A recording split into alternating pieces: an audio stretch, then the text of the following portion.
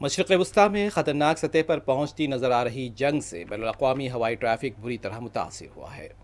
کئی ممالک کی جانب سے اپنے فضائی حدود بند کرنے یا پابندیاں لگانے کی وجہ سے عالمی پروازوں کا پورا شیڈول درہم برہم ہو گیا ہے۔ ان حالات میں متحدہ عرب امارات کے ایئرپورٹ اتھارٹی کی طرف سے جاری نئی ہدایت کے بعد ہندوستان کی بڑی فضائی کمپنی ایئر انڈیا اور ایئر انڈیا ایکسپریس کی پروازوں پر بھی نمایاں طور پر اثر پڑا ہے۔ اطلاعات کے مطابق اتوار کے روز 15 مارچ 2026 کو طے شدہ کئی